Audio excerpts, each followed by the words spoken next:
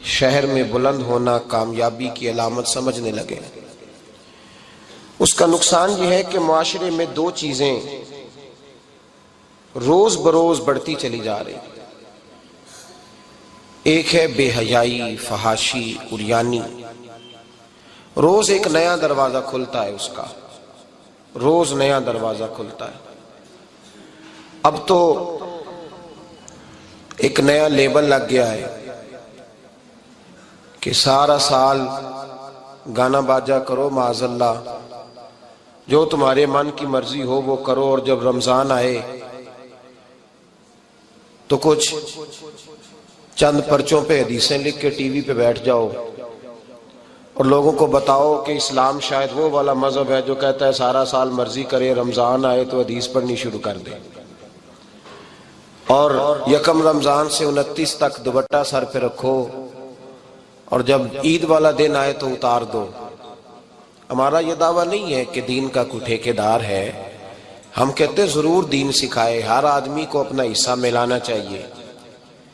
تنے تنہا کوئی آدمی کوئی جماعت دین کا کام نہیں کر سکتی، لیکن دینداری صرف رمضان میں نہیں ہوتی، دینداری سارا سال ہوتی ہے۔ اب لوگوں نے دین کو جزوی طور پہ لینا شروع کر لیا ہے، کلی طور پہ لوگ دین کو نہیں اپناتے۔ شادی کے پروگرام منگنی سے لے کر بارات کے بیٹھنے تک سارے کام غیر شرعی ہوتے ہیں، مرد عورت کا اختلاط ہوتا ہے۔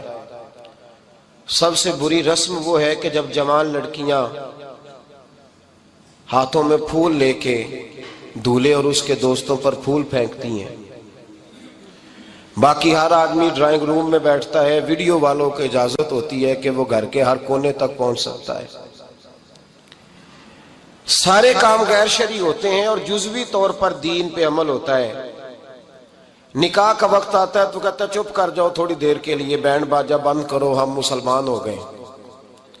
مولوی صاحب نکاح کے لیے تشریف لاتے ہیں، بیچارے چھپے بیٹھے ہوتے ہیں کسی کونے میں، چند کلمے پڑھا کے جب دعا کر کے چہرے پہ ہاتھ پورا نہیں پھیرتے تو پھر وہی تماشا شروع ہو جاتا ہے۔ جزوی طور پر لوگ دین پہ عمل کرتے ہیں۔ میرا رب فرماتا ہے یا ایھا الذین آمنوا اتقوا اللہ حق تقاتہ، اے ایمان والو رب سے ڈرو، اتنا ڈرو کہ جتنا ڈرنے کا حق ہے۔ وَلَا تَمُوتُنَّ إِلَّا وَأَنْتُمْ مُسْلِمُونَ، اور فرمایا یہ نہ ہو کہ تم مسجد میں مسلمان ہو اور بازار میں نہ ہو، اور ایسا نہیں ہونا چاہیے کہ جب تو تم زندہ ہو تو مسلمان ہو اور صبح مسلمان ہو تو معاذ اللہ شام کو کافر ہو، ایسا نہ ہو۔ فرمایا تم نے کلمہ پڑھا ہے تو میرے محبوب کے غلام ہو، اب مرتے دم تک مسلمان ہی رہنا، اب مرتے دم تک مسلمان رہنا، دیکھنا دامن دین تمہارے ہاتھ سے چھوٹ نہ جائے۔ دو باتیں عام ہو گئی ہیں امت مسلمان، عام، ایک فحاشی عریانی عام ہے اور روز بروز اس کا نیا رنگ ہے۔ اب تو میں نے کہا مذہب کا ساتھ لوگوں نے تھوڑا سا ذائقہ لگا لیا ہے، کہتے نہیں رمضان میں نمازیں پڑھ لیں گے، خیر ہے، بچ جائیں گے، چھٹی ہو جائے گی۔ وہ میں ہی کیوں نہ ہوں، میں ہی کیوں نہ ہوں، عورت کے سامنے کھلے منہ بیٹھنے کی کسی کو بھی اجازت نہیں، کسی کو بھی اجازت نہیں۔ کسی نے حضرت سیدنا جنید بغدادی سے کہا تھا کہ اگر مرد عورت نیک ہوں تو پھر تو درس و تدریس ہو سکتی ہے نا، پھر تو پڑھا سکتے ہیں نا ایک دوسرے، نیک ہو پرہیزگار ہو۔ تو دین چونکہ میرے رسول پاک کا ہے صلی اللہ علیہ، یہ کسی ایک شخص کے اٹھ کے نئی بات کرنے سے اور اس کو نیا جدید کو ٹانکا لگانے سے بدل تھوڑی جائے گا۔ حضرت جنید بغدادی سے کہہ دیا کہ حضرت جی اگر دو بندے نیک ہوں تو پھر بات چیت ہو سکتی ہے۔ تو حضرت جنید بغدادی فرمانے لگے پڑھانے والے حسن بصری ہوں اور پڑھانے والی رابعہ بصری ہو تو پھر بھی ان کو اجازت نہیں ہے، پھر بھی اجازت نہیں کہ بے پردہ ایک دوسرے کے سامنے بیٹھیں، پھر بھی ان کو اجازت، بے پردگی کی پھر بھی اجازت نہیں۔ اور میرے اعلیٰ حضرت امام اہل سنت فاضل و محدث بریلوی، دین کا اتنا بڑا سپاہی آپ کو ڈھونڈنے سے نہیں ملے گا جتنا اللہ نے بریلی میں بڑا پیدا فرمایا ہے۔ اور ہر محاذ پر کسی نے کہا حضرت جی بے پردہ بی بی مزار پہ جا سکتی ہے، اجازت ہے؟ تو قلم ہے بریلی کے بادشاہ کا، رضا کے نیزے کی مار ہے کہ عدو کے سینے میں غار ہے۔ کیا فرماتے اعلیٰ حضرت؟ آپ فرماتے ہیں کیا پوچھا تم نے، بے پردہ عورت مزار پہ پیر کے پاس جا سکتی ہے؟ میں یہ نہ پوچھو، احمد رضا سے یہ پوچھو کہ جائے گی تو لانتے کتنی برسیں گی، یہ والا سوال پوچھو۔ عام ہے بے پردگی، عام، کھلے عام۔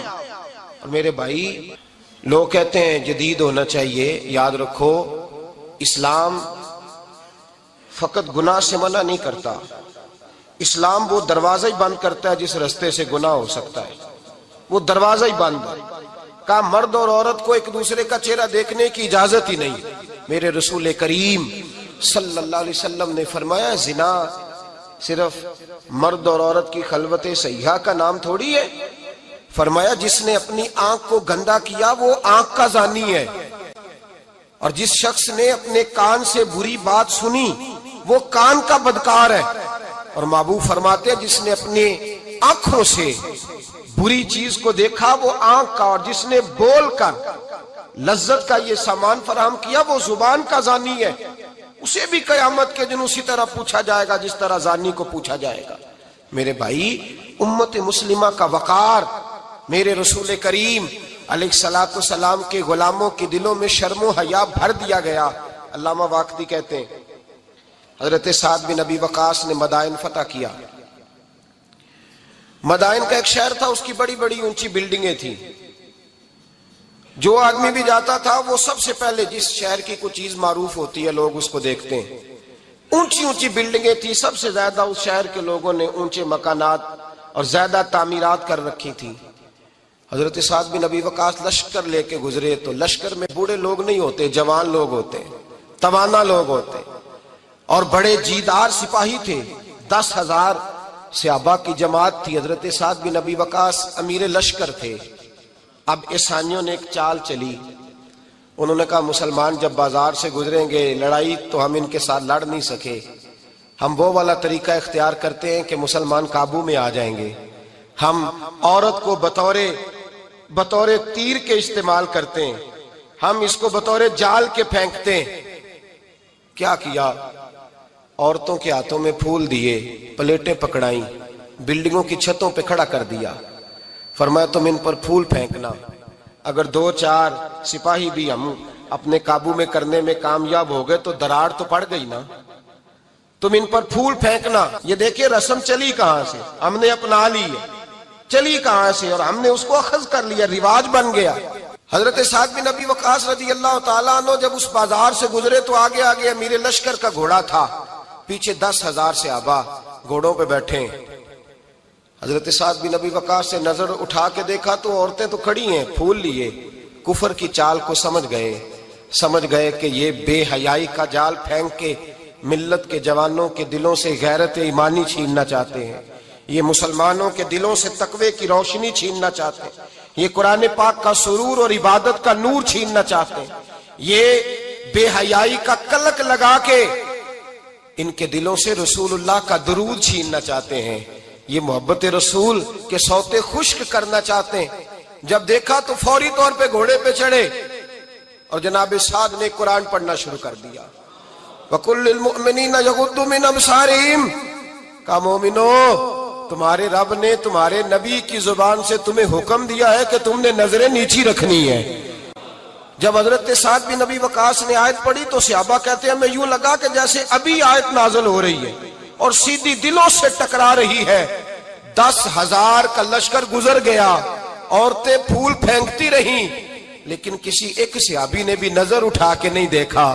جب لشکر گزرا تو ان بیبیوں نے پلیٹیں پھینکی اور کہنے لگی عیسائیوں تم کتنے نالائق اور کس قدر بڑے تم بد تہذیب ہو کہ اپنی عورتیں استعمال کرتے ہو لوگوں کو قابو کرنے کے لیے، کس قدر تم زیادہ غیرت سے گرے ہوئے ہو، اور یہ کتنا اعلیٰ طبقہ ہے کہ ہم دادے توجہ دیتی رہیں، انہوں نے پلٹ کے نہیں دیکھا، کہنے لگے تم جھوٹے ہو، اور جس رسول کے غلام اتنے اعلیٰ درجے کے پائے کے حیا والے ہیں وہ نبی کتنی شان والا ہوگا۔ بیبیوں نے کلمہ پڑھنا شروع کر دیا۔ بھائی یاد رکھیں یہ جو آج جگہ جگہ مسلمانوں کے خلاف کفر کی سازش ہے، میری ملت کا جوان روز رات کو 10 میسج ٹائپ کرتا ہے، یہ روز رات کو 20 نمبر اپنے موبائل پہ رکھتا ہے اور فخر کے ساتھ بیان کرتا ہے، اور بڑی تکلیف کے ساتھ بات کہنی پڑتی ہے کہ اس کے ابا جی کو بھی پتا ہے کہ بچے کے موبائل میں نمبر ہیں، اس کے گھر والوں کو بھی پتا ہے، اور لوگ ہیں کہ اس کو ایک شغل سمجھ کے، ایک چھوٹا سا بچے کا شوق سمجھ کے اس کو درگزر کر رہے ہیں۔ تجھے پتا نہیں کہ جب انسان کی یہ سوچ ہوتی ہے، جب اس کا یہ نظریہ ہوتا ہے تو ایمانی قوتیں کتنی زائل ہوتی ہیں۔ جب نوجوان کی نظر کے اندر عیب پیدا ہوتا ہے تو پھر اس سے نماز کی لذت جاتی رہتی ہے، قرآن پاک کا ذائقہ جاتا رہتا ہے، درود پاک کا ذائقہ جاتا رہتا ہے۔ اٹھائیے مسند امام احمد بن حنبل، میرے رسول کریم صلی اللہ علیہ وسلم کی بارگاہ میں صحابی نے آ کے عرض کی، یا رسول اللہ میں بڑی اچھے طریقے سے وضو کرتا ہوں، ٹائم نکال کے مسجد آتا ہوں، حضور میں پابندی سے پڑھنے کی کوشش کرتا ہوں، لیکن اے معصوم آمنہ، یا رسول اللہ میرا نماز میں دل نہیں لگتا، حضور میری طبیعت نہیں جمتی، میرا دوڑ جانے کو دل کرتا ہے، کوئی نسخہ بتلائیے۔ محبوب نے فرمایا تو اپنی نظر کو پاک کر لے، تیرے نبی کا وعدہ ہے تیرا نماز میں دل لگنا شروع ہو جائے گا۔ اپنی نظر میں پاکیزگی پیدا کر۔ محمد بن قاسم آئے، اگر یہ بات آپ کی سمجھ میں آ گئی تو حد ہو گئی۔ محمد بن قاسم جب یہاں آئے نا ہندوستان میں، تو عجیب واقعہ لکھا ہے ان کے حالات میں۔ یہاں آئے تو نیا علاقہ تھا، ہندوستان کی سڑکوں سے چوکوں سے واقف نہیں تھے۔ جب تشریف لائے، راجہ دہر ان کے مقابلے میں تھا، جنگ کرنی تھی، لشکر لائے، تو خود بھی ابھی 17 سال یا 19 سال کے جوان تھے، اور ساتھ بھی لشکر جوانوں کا تھا۔ ایک بزرگ تھے قافلے میں، بزرگ کہتے ہیں میری محمد بن قاسم سے ملاقات ہوئی تو میں نے اس شخص کے چہرے پر پریشانی دیکھی، شدید تکلیف میں دیکھا، تو میں نے کہا جرنیل مسلمانوں کے تو کس پریشانی میں ہے؟ تو محمد بن قاسم کہنے لگے پریشانی یہ ہے کہ ہم عربی ہیں، یہ عجم کا علاقہ ہے، ہم تو رستوں سے بھی واقف نہیں۔ راجہ دہر سنا ہے بڑی فوج ہے، بڑی طاقت ہے، بہت پرانا یہاں کا رہنے والا ہے، چھوٹے چھوٹے مورچوں کا پتہ ہے، رستوں کا پتہ ہے، کیسے جنگ ہوگی؟ میں پریشان ہوں کہ مقابلہ کیسے ہوگا؟ وہ بزرگ کہتے ہیں میں نے بھی دعا کی، تسلی دی، میں نے کہا اللہ تیری مدد کرے گا۔ میں گزر گیا، 3-4 دن کے بعد ملاقات ہوئی تو میں نے محمد بن قاسم کے چہرے پر بڑی روشنی دیکھی، ہنستے اور مسکراتے دیکھا، توانائی دیکھی، وقار دیکھا، اطمینان اور سکون دیکھا۔ میں نے کہا خیریت تو ہے، پرسوں ترسوں تو بڑے پریشان تھے، آج کیا ہوا؟ اگر یہ بات سمجھ میں آ گئی میری ملت کے جوان کے، اگر یہ بات سمجھ میں آ گئی تو شاید اسے ڈھب اور سلیقہ آ جائے جینے کا، شاید یہ سمجھ جائے کہ میری توانائی کا راز کہاں ہے۔ کہنے لگے بھائی پرسوں ترسوں بڑے پریشان تھے، آج کیا ہوا؟ جواب دیا کہ تاریخ بنا دی، اس 17 سال کے جوان نے تاریخ بنا دی۔ کہنے لگا میں بے فکر ہو گیا ہوں، راجہ دہر میرا مقابلہ نہیں کر سکتا، وہ 2 دن نہیں کھڑا ہو سکتا میرے سامنے۔ کہا وجہ کیا ہے؟ محمد بن قاسم کہنے لگے میں نے تحقیق کی ہے، مجھے پتا چلا ہے کہ راجہ دہر ذہن کا گندا ہے، نظر کا ناپاک ہے، وہ سینے بند کا برا ہے۔ مجھے پتا چلا ہے وہ تو چچا زاد بہن کو نہیں چھوڑتا، وہ تو خالہ زاد پہ بری نظر رکھتا ہے۔ مجھے پتا چلا ہے کہ اس کے تو اپنے علاقے کی عورتیں اس کی نظر سے محفوظ نہیں ہیں۔ کہنے لگا جو گندی نظر کا جوان ہوتا ہے وہ کسی میدان میں نہیں ٹھہر سکتا۔ کہنے لگا میری 17 اور 19 سال کی جوانی ہے، مجھے قسم ہے گنبد خضرا کی، میں نے جب بھی دیکھا ہے یا مصطفیٰ کا درود دیکھا ہے یا رسول اللہ پہ نازل ہونے والا قرآن دیکھا ہے۔ میرا مقابلہ کیسے کرے گا؟ میرے مقابلے میں کیسے آئے گا؟ جو نظر کا گندا ہو، کردار کا ناپاک ہو، وہ کسی کے مقابلے میں آ سکتا؟ اور ملت کے جوان یاد رکھ، جب تک نظریں ناپاک ہوتی ہیں اس وقت تک وجود کمزور ہوتے ہیں، جب تک نظریں ناپاک ہوتی ہیں ارادوں میں دراڑیں ہوتی ہیں، جب نظریں ناپاک ہوتی ہیں پھر عقیدے متزلزل ہوتے ہیں، جب نظریں ناپاک ہوتی ہیں پھر انسان کوئی بھی مہم سر نہیں کر سکتا، اور جب نظر پاک ہوتی ہے۔ حضرت عبداللہ بن حذافہ جہاد کر رہے تھے، روم کے عیسائیوں نے گرفتار کر لیا، 1000 آدمی نے مل کے پکڑا، گرفتار نہیں ہوتے تھے صحابی، 1000 آدمی نے گھیرا ڈالا، گرفتار کر کے لے گئے۔ اور جب بادشاہ کے سامنے گئے تو وزیر کہنے لگا بادشاہ بندہ بڑے کام کا ہے، اگر ہمارے قابو آ گیا تو فائدہ دے گا۔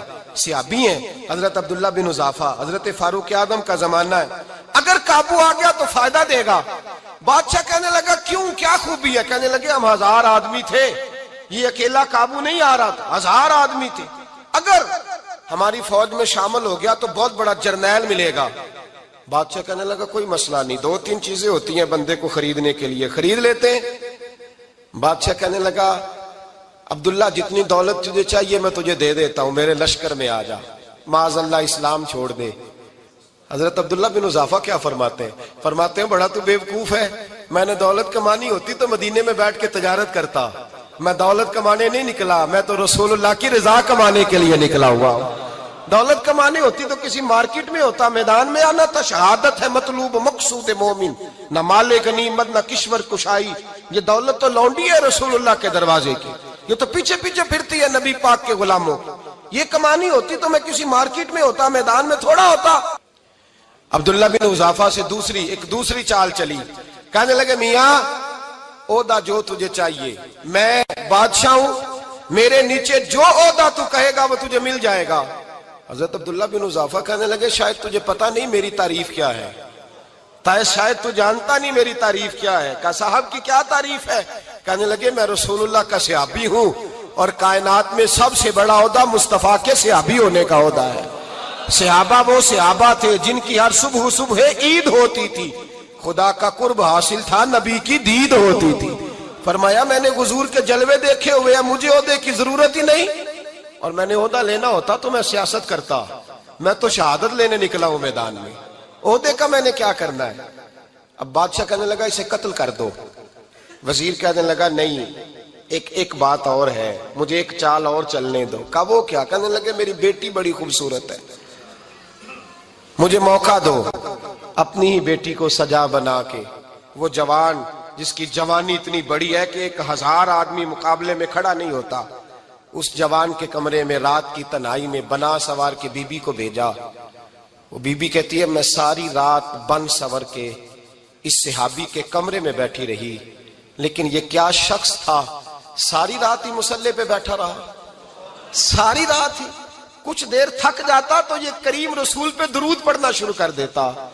بی بی کہتی ہے سحری ہو گئی تو میں نے چھو کے دیکھا کہ انسان ہے کہ جن ہے، یہ بندہ ہے کہ فرشتہ ہے، چھو کے دیکھا. کہنے لگے پیچھے ہٹ جا. میں نے کہا میں نے تو سنا تھا تو 1000 کے مقابلے میں ہے اور تو اتنا بے حس ہے کہ بنی سوری دلہن بیٹھی ہے، تو نے نظر نہیں کی. عبداللہ بن حذافہ بی بی کہتی ہے نظر پھر نہیں اٹھائی، نظر پھر جھکی ہوئی ہے. کہنے لگے بی بی میں مجبور ہوں، اب میرے اوپر کوئی حسن نہیں چلتا، میں نے جلوہ بدوحا کا دیدار کیا ہوا ہے، اب میری نگاہوں میں جچتا نہیں کوئی، اس لیے کہ جیسے میرے سرکار ہے ایسا نہیں کوئی. کبھی بھی اب نہیں کسی کا میرے اوپر جادو چلتا. میں نے مصطفیٰ کو اور کہا ذرا پیچھے ہٹ کے بیٹھ، مجھے میرے رسول نے غیر محرم سے بچنے کا حکم دیا ہے، ذرا پیچھے ہٹ کے بیٹھ. سحری کا وقت تھا. وہ بی بی کہتی ہے اس نوجوان کے جملے میرا سینہ چیر گئے، کلیجہ پھٹ گیا، چیخ نکلی، میں کفر کے عالم میں روئی. میں نے کہا مجھے بتا تو صحیح، آخر یہ جذبہ کہاں سے ملتا ہے، آخر یہ روشنی تو میں نے دیکھی نہیں، کہاں سے آتی ہے؟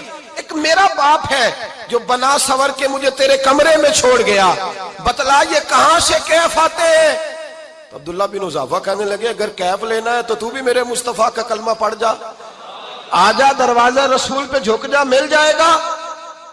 سویرے دروازے پہ باپ آیا بیٹی سے رزلٹ لینے، دروازہ کھولا تو بیٹی نقاب پہنے باہر آئی. باپ کہنے لگا کیا بنا؟ کہنے لگی پیچھے ہٹ جا، تو غیر محرم ہے، کافر ہے، میں مسلمان ہوں. اس نے کہا کیا ہوا؟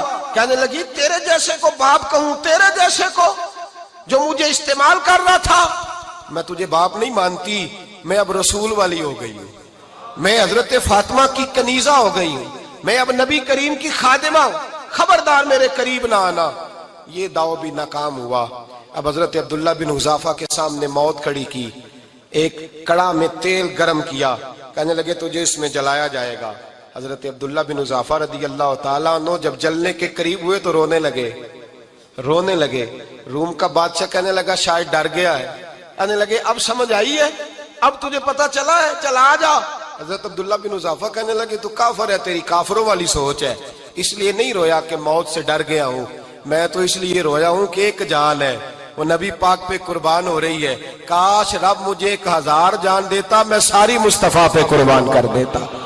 फाजिल बरेलवी फरमाते हैं, करूं तेरे नाम पे जा फिदा, न बस एक जा दो जहां फिदा, और मेरा दो जहां से भी नहीं जी भरा, मैं करूं क्या कि करोड़ों जहां नहीं। और मियां साहब फरमाते हो कच्चा रंग ललारी वाला जेड़ा चढ़दा लैंदा रहिंदा, ए इश्क तेरे दा रंग मुहम्मद चढ़ जाए फेर नहीं लैंदा, इश्क तेरे दा रंग मुहम्मद चढ़ जाए फेर ये नहीं लैंदा। मेरे भाई वो रूम का बादशाह कहने लगा दुनिया मैंने भी बड़ी देखी है, पर जैसे पाक साफ मुस्तफा के गुलाम देखे ऐसा मैंने कोई नहीं देखा। ओ भाइयों, नजर पाक हो, रूह पाक हो, मिजाज पाक हो, फिर इंसान बड़े बड़े काम करता, फिर वो मुहिम्मात को सर करता, फिर वो सिर्फ एक घर के लिए नहीं, वो मिल्लत के लिए फायदा मंद होता है, फिर वो घरानों को लेकर चलता है, फिर वो बड़े बड़े मुआशरे तश्कील देता है। मेरे रसूल करीम सल्लल्लाहु अलैहि वसल्लम ने पाक साफ ज़हन के लोग तैयार किए। हजरत मरसद फरमाते हैं, मैं एक औरत पे आशिक था, जब कलमा पढ़ा नबी पाक ने मेरी पुश्त पे हाथ फेरा, मैंने कहा हुजूर कोई नसीहत? नबी पाक ने फरमाया नजर को पाक रखना। आप फरमाते हैं औरतें मेरे पीछे भागा करती थी और मुझे कहा करती थी अब तू देखता क्यों नहीं? तो मैंने कहा पता मुझे भी नहीं, मुस्तफा की एक नजर हुई है, रब ने सारे महल को चैल दूर फरमा दिए, सारा कुछ ही बदल गया। मिल्लत के जवानों याद रखो इस बात को, ये पाकीज़गी, ये नजर, ये पाकीज़गी, ये मिजाज, ये इंसान से बड़े काम करा लेती है। और अगर तेरी नजर नापाक रहती है फिर तो कुछ नहीं कर सकता, फिर तेरी जिंदगी एक ऐसे कैद खाने में कैद हो गई है जो तुझे दो कदम भी नहीं चलने देगी। सबसे पहले मिजाज की पाकीज़गी, और दूसरा इस्लाह मुआशरा के लिए अहम दर्स ये है अपने आप को पाक साफ रखें, ज़हनी तौर पर, नजरियाती तौर पर। और दूसरा दर्स ये है मेरे भाई, जुल्म और ज्यादती से बचें, पाक साफ रह के वक्त शुरू करें, और किसी जगह भी कोई ज्यादती, कोई जुल्म, मेरे नबी करीम सल्लल्लाहु अलैहि वसल्लम के मिजाज को अगर आप देखेंगे ना, हमारे मुआशरे में आज सबसे ज्यादा ज्यादती पता कौन सी होती है? लोग इज्जतें पामाल करते, बदगुमानियां करते। अबू जाल ये काम करता था कि वो नबी पाक सल्लल्लाहु अलैहि वसल्लम पर, सहाबा पर माज़अल्लाह शख्सी एतराजात करता था, शख्सी। अजीजों, जब आदमी का किसी से इख्तलाफ होता है ना, या किसी को पसंद नहीं करता या किसी को रिजेक्ट करना चाहता है, तो शख्सी एतराजात करता है, नीचे उतरता है, कमजोर बात करता है, छोटी बात करता है। और हमारे जमाने में तो ये काम हसद की वजह से होता है, बड़े बड़े जमातें टूट जाती हैं, मिल्लतों का शिराजा बिखर जाता है, लेकिन लोग अपनी उस हरकत से बाज नहीं आते, सारी जिंदगी जाती और निजी एतराजात करते रहे। अबू जाल के अंदर हजारों ऐब पाए जाते थे, शराबी भी था, बदकार भी था, बेहया भी था, जालिम भी था। मेरे नबी पाक सल्लल्लाहु अलैहि वसल्लम ने उसे दीन का पैगाम दिया है, लेकिन तारीख की किसी किताब में आपको ये नहीं मिलेगा कि हुजूर ने कभी उसकी शख्सियत पर एतराज किया हो। ये फरमाया है कि बड़ा फिरौन है इस उम्मत का, लेकिन नीचे उतरकर कभी उसकी जाती और शख्सी जिंदगी पर कोई ज्यादती सहाबा की तरफ से और नबी पाक की तरफ से। बहुत बड़ी बात समझा रहा हूं, अगर आपकी समझ में आए तो। हम जातियात पर उतरते, जात पर उतरकर ज्यादती करते, जात पर। हमारा अब जुल्म निजी सतह से शुरू हो रहा है और पूरी मिल्लत को लपेट में ले रहा है, पूरी मिल्लत को। छोटी छोटी ज्यादती हैं जो पूरे मुआशरे को अपनी लपेट में लेती हैं। मेरे नबी करीम अलैहिस्सलाम ने जो दीन हमें दिया है वो खैर खाई का मजहब है, वो भला करने का मजहब है, वो काम आने का मजहब है, वो जुल्म से बचने का मजहब है। मेरे नबी पाक ने फरमाया जुल्म से बच जाना, कयामत के अंधेरों में जो बड़ा अंधेरा होगा वो जुल्म होगा। इस्लाह मुआशरा कॉन्फ्रेंस का पहला सबक मैंने अर्ज किया कि नजर को, जहन को, सोच को पाक रखें, और दूसरा जिंदगी में कभी ज्यादती न करें, कभी भी अपने मुखालिफ पर भी कभी शख्सी, जाती और निजी एतराजात न करें। ये इंसान के अंदर का जुल्म होता है, हमारे घरों के अंदर से जुल्म जन्म लेने लगा है। रोज बहू पे तेल छिड़का जाता है, रोज किसी न किसी शहर से, अपने ही घर से, अपने ही चिराग को बंद करने की खबर निकलती है।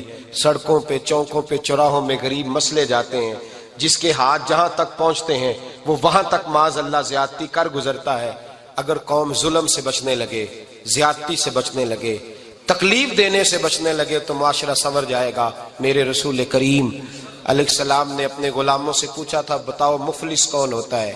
कौन है जिसके पास कुछ नहीं होता? صحابہ نے کہا یا رسول اللہ جس کے پاس پیسے نہ ہو، بخاری مسلم متفق علیہ حدیث ہے، نبی کریم نے فرمایا نہ بھائی، مفلس تو وہ ہوگا جو قیامت کے دن احد پہاڑ کے برابر نیکیاں لے کے آئے گا۔ یا رسول اللہ اتنی نیکیاں پھر بھی مفلس ہے، پھر بھی غریب ہے؟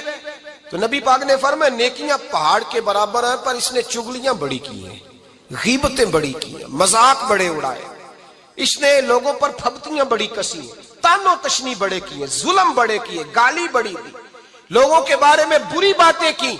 اب رب کریم نے وہ ساری نیکیاں ان لوگوں میں بانٹ دی، یہ مفلس ہو گیا، غریب ہو گیا۔ زیادتی نہیں کریں، ظلم نہ کریں، اپنی نجی زندگی سے لے کر گھر کے اندر سے لے کر اجتماعی زندگی تک زیادتی سے بچیں۔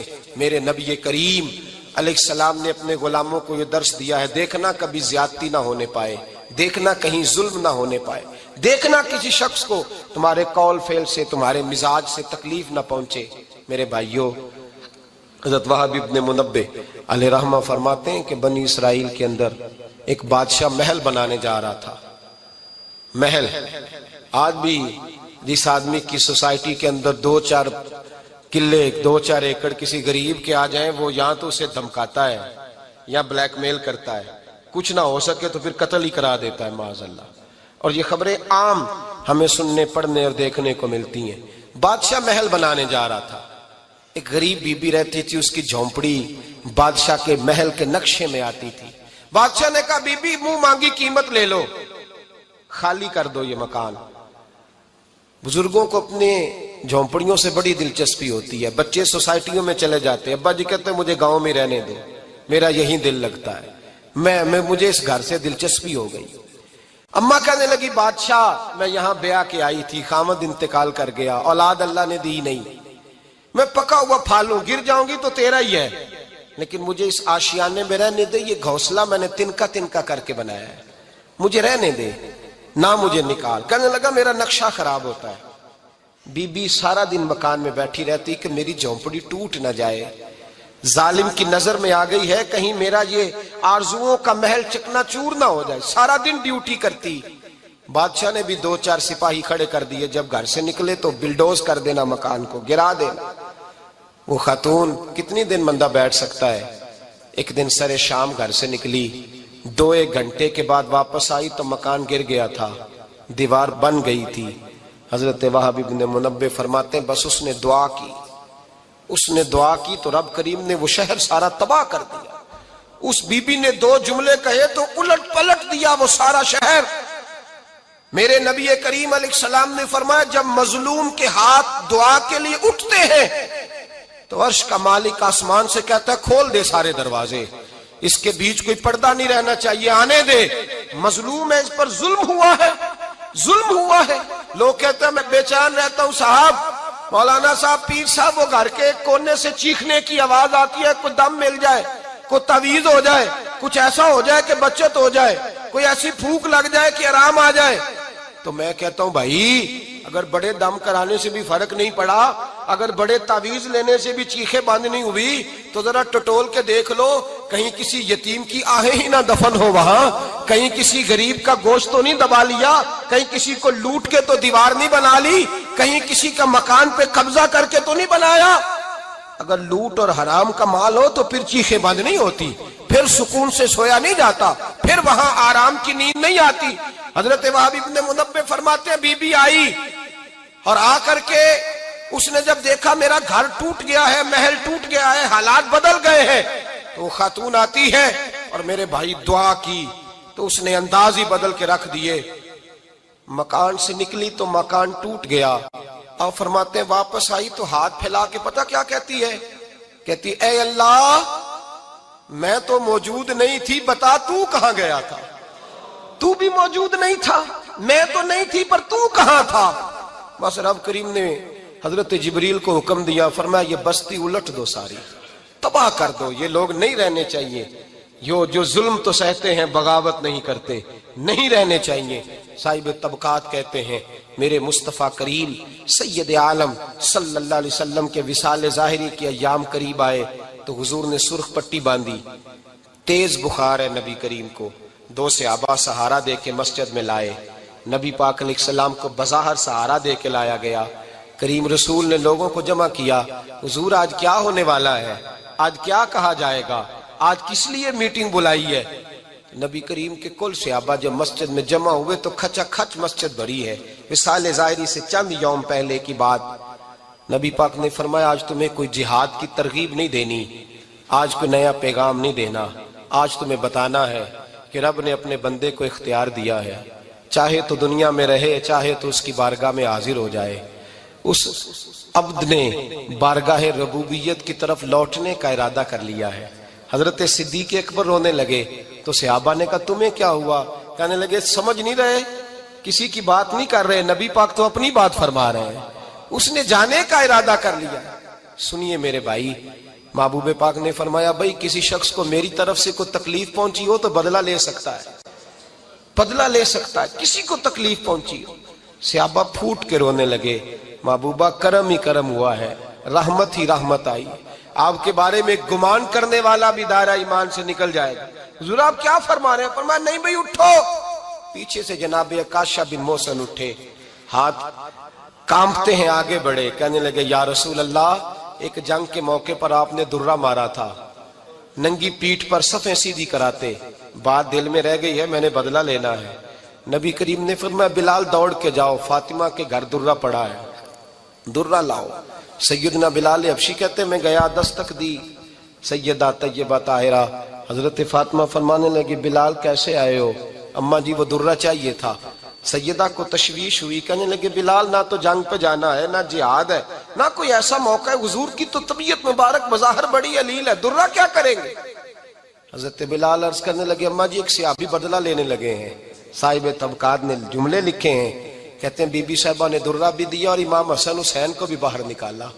فرمانے لگی عکاشہ سے کہنا 100 درے مارے، ان دو شہزادوں کے جسم پر نبی پاک کے قریب نہ جائے، میں نے 2 بچے پیدا ہی اپنے محبوب پر قربان کرنے کے لیے کیے، ان کو لے جائے۔ حضرت بلال کہتے ہیں میں 2 شہزادے لے کے آیا، اور جب دروازے میں میں لے کے پہنچا تو نبی پاک نے دیکھا تو آنکھوں میں آنسو آ گئے، فرمایا ان کو بٹھا دو، مجھے پتا ہے فاطمہ نے کیا کہہ کے بھیجا ہے۔ حضرت سیدنا بلال فرماتے ہیں درہ میں نے جناب عکاشہ کو دیا، حضرت عکاشہ درہ لے کے آگے جو بڑھے تو حضرت ابوبکر صدیق نے ان کے پیروں پہ ہاتھ رکھا، فرمایا عکاشہ میری طرف آ یار، مجھے مار درے، نبی پاک کے قریب نہ جا۔ مصطفیٰ کریم نے فرمایا ابوبکر تو ہٹ جا، اسے آنے دے۔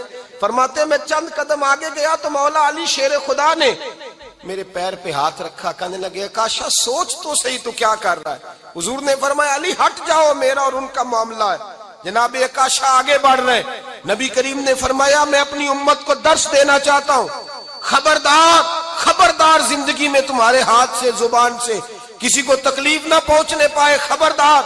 یاد رکھنا وہ معاشرے بگڑ جاتے ہیں، وہ معاشرے تباہ کر دیے جاتے ہیں جہاں ظلم ہوتا ہے، جہاں زیادتی ہوتی ہے، جہاں لوگوں کو ستایا جاتا ہے۔ محبوب کریم کے قریب آئے حضرت عکاشہ کا، حضور میری پیٹھ ننگی تھی، آپ بھی ذرا کپڑا ہٹائیے۔ نبی کریم نے پیٹھ سے کپڑا ہٹایا، جناب عکاشہ نے درہ جو اٹھایا تو صحابہ کی چیخیں نکلی، حضرت عکاشہ نے درہ دور پھینکا، حضور کے بطن اطہر سے لپٹ گئے، چومنے لگے، کہنے لگے حضور وہ تو صفیں سیدھی کراتے لگ گیا تھا، آپ نے کہاں مارا تھا؟